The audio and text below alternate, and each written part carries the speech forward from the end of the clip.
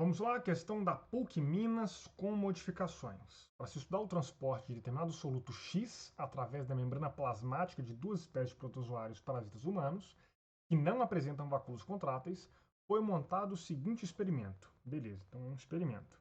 No tubo 1, okay, então peraí, tem um tubo 1, foram colocadas células do protozoário A. Ok, esse tubo 1, vou puxar uma seta ampliadora aqui, foram colocadas células do protozoário A. Ok. E no tubo 2, a mesma quantidade de células do protozoário B. Então, tubo 2, a mesma quantidade de células, só que do protozoário B. Ok. Em soluções com a mesma composição e concentração. Então, as duas soluções têm a mesma composição, a mesma concentração, mas sem o soluto X. Nenhuma delas tem um soluto X. Ok. Após 1 minuto de incubação, foram adicionados aos dois tubos volumes iguais de uma solução do soluto X. É o que a gente quer investigar desde o início, né? Repare certinho, ó.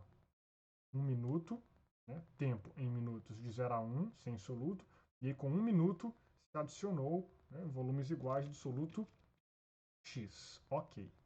A variação do volume celular, então eixo Y, a variação do volume celular foi monitorada em função do tempo, ok? E os resultados estão representados no gráfico abaixo. O que aconteceu? Quando eu coloquei o soluto X, o volume celular, a princípio, dos dois tipos celulares diminuiu. Isso faz algum sentido? Faz, porque pensemos.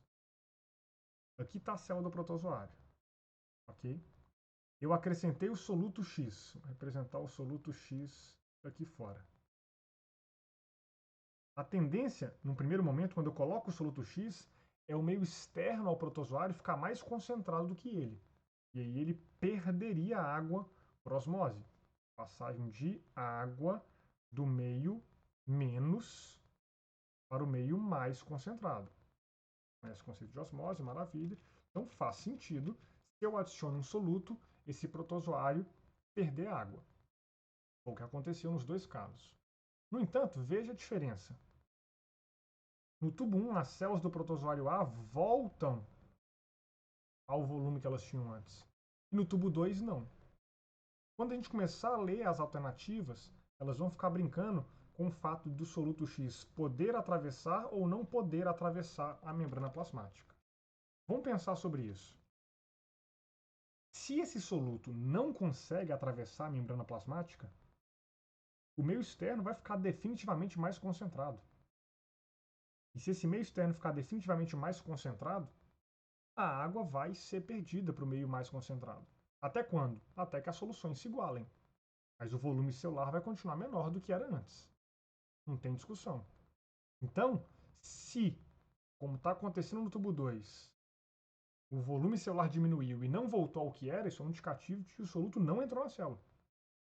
Agora veja, se o soluto volta a entrar na célula, então vamos supor que ele seja permeável e aos poucos ele vai entrando, a gente não vai ter aquela mesma diferença de concentração dentro e fora. Talvez a concentração até se iguale dentro e fora. Aquela água que saiu então porque o meio externo é mais concentrado, não vai fazer mais sentido. A gente não vai ter de forma final a mesma perda de água, ou talvez se esse soluto for completamente permeável e ele estiver na mesma concentração dentro e fora, a gente não vai ter perda alguma, que é o que acontece no caso A. A gente tem uma perda inicial, provavelmente esse soluto começa a entrar na célula, atinge a mesma concentração ali, e aí isso vai culminar no mesmo volume inicial. Então é sugestivo de que o soluto X conseguiu atravessar a membrana na primeira situação e não conseguiu atravessar na segunda. Então, vamos enfatizar isso. Vou trocar de cor aqui, ó. Tá bom. O soluto X consegue atravessar a membrana, nesse caso, tá? Mas nesse caso ele não consegue atravessar a membrana. Beleza? Vamos para as alternativas. Qual a conclusão pode ser obtida a partir da análise correta dos resultados experimentais? Letra A. O soluto X não pode atravessar a membrana plasmática do protozoário A. Mentira, ele pode. Letra B, o soluto X pode atravessar a membrana do protozoário B. Não, não pode não. Do B não.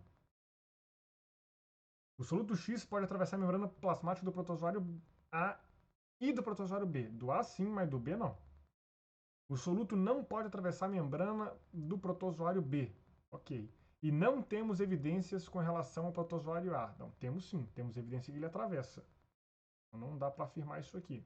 E a alternativa que a gente vai marcar, o soluto X pode atravessar a membrana plasmática do protozoário A, beleza, mas não do protozoário. O protozoário A pode, beleza, mas não do protozoário B.